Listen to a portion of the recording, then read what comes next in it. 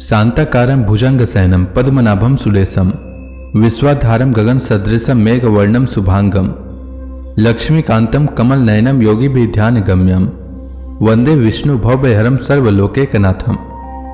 मंगलम भगवान विष्णु मंगलम गरुड़ध्वज मंगलम पुंडरीकाक्ष मंगलाय तनोहरि। ओम नमो भगवते वासुदेवाय। आज का दिन आप सभी के लिए मंगलमय हो। आज माघ महीने का 25वां दिन है।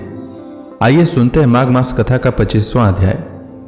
श्री कपिल देव जी देवहूति से कहते हैं, माता जी, जो पुरुष घर में रहकर सकाम भाव से गृहस्थ के धर्म का पालन करता है और उनके फल स्वरूप अर्थ एवं काम का उपभोग करके फिर उन्हीं का अनुष्ठान करता रहता है, वह तरह तरह की कामनाओं से मोहित रहने के कारण भगवत धर्मों से विमुख हो जाता है और यज्ञों द्वारा श्रद्धापूर्वक देवता तथा पितरों की आराधना करता रहता है।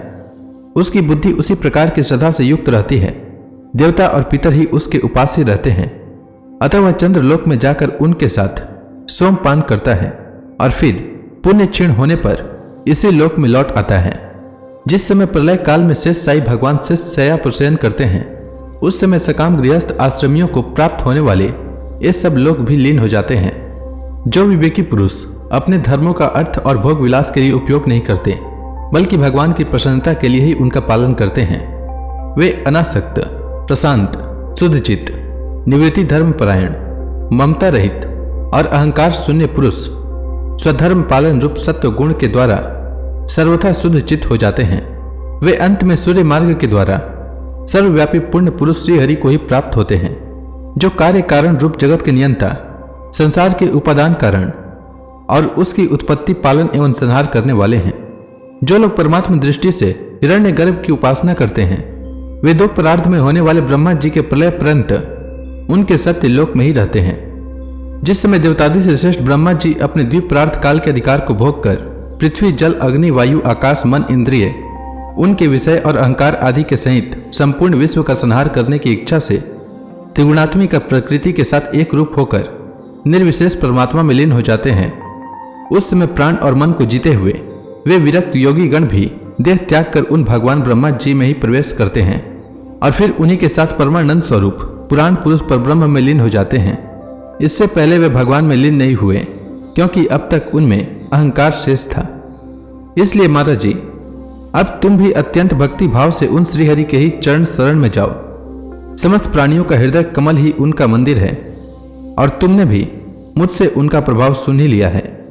वेद गर्भ ब्रह्मा जी भी, जो समस्त स्थावर जगन प्राणियों के आदि कारण हैं, मरीचि आदि ऋषियों, योगेश्वरों, सनकादिकों तथा योग प्रवर्तक सिद्धों के सहित निष्काम कर्म के द्वारा आदि पुरुष श्रेष्ठ सगुण ब्रह्म को प्राप्त होकर भी वेद दृष्टि और कर्तृत्वाभिमान के कारण भगवत इच्छा से जब सर्ग काल उपस्थित होता है, तब काल रूप ईश्वर की प्रेरणा से गुणों में शुभ होने पर फिर पूर्ववत प्रकट हो जाते हैं।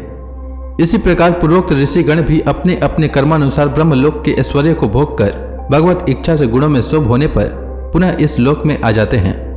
जिनका चित्त इस लोक में आसक्त है और जो कर्मों में श्रद्धा रखते हैं, वे भेद में कहे हुए काम्य और नित्य कर्मों को सांगोपांग अनुष्ठान करने में ही लगे रहते हैं। उनकी बुद्धि रजोगुण की अधिकता के कारण कुंठित रहती है, हृदय में कामनाओं का जाल फैला रहता है और इंद्रियां उनके वश में नहीं होती।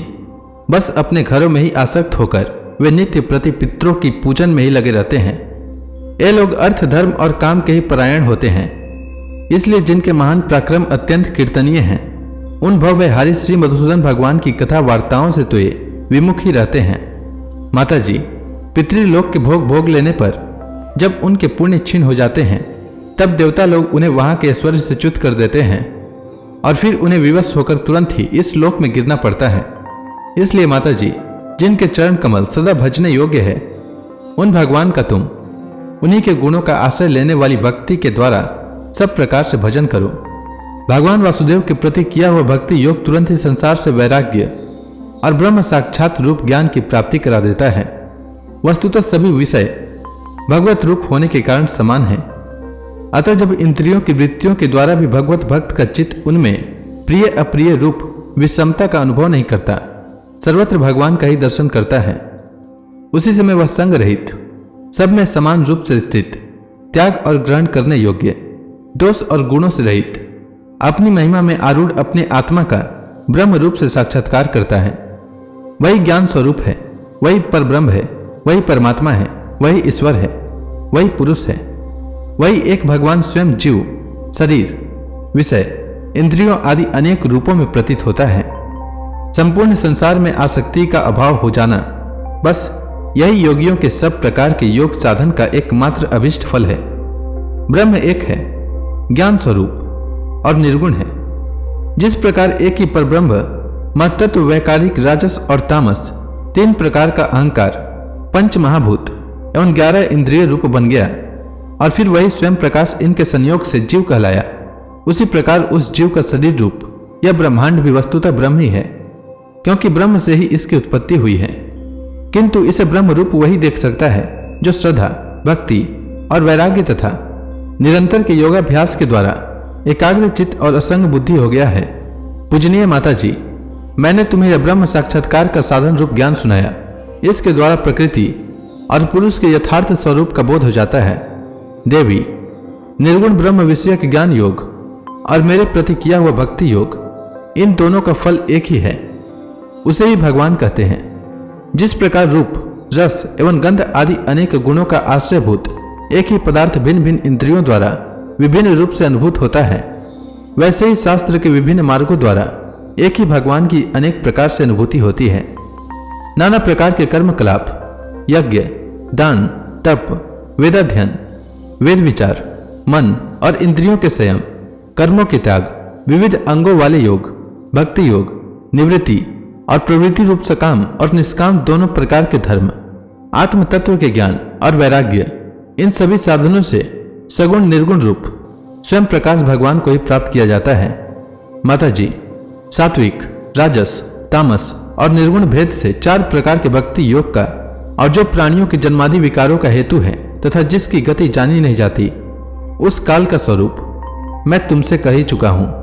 देवी, अविद्या जनित कर्म के कारण जीव की अनेकों गतियां होती है। उनमें जाने पर वह अपने स्वरूप को नहीं पहचान सकता। मैंने तुम्हें जो ज्ञानोपदेश दिया है उसे अत्यंत श्रद्धालु, भक्त, विनयी, दूसरों के प्रति दोष दृष्टि न रखने वाला, सब प्राणियों से मित्रता रखने वाला, गुरु सेवा में तत्पर, बाह्य विषयों में अनासक्त, शांतचित्त तथा मुझे परम प्रियतम मानने वाला हो, उसे इसका उपदेश अवश्य करे। माँ, जो पुरुष मुझ में चित्त लगाकर इसका श्रद्धापूर्वक एक बार भी श्रवण या कथन करेगा, वह मेरे परम पद को प्राप्त होगा। तो इसी के साथ यह अध्याय समाप्त हुआ। इसके आगे की कथा मैं कल के अध्याय में सुनाऊंगा। तब तक के लिए भगवान हरि का नाम लेते रहें। तो प्रेम से बोली भगवान विष्णु की जय, श्री कृष्ण भगवान की जय, लक्ष्मी माता की जय, तुलसी माता की जय, समस्त देवी देवताओं की जय।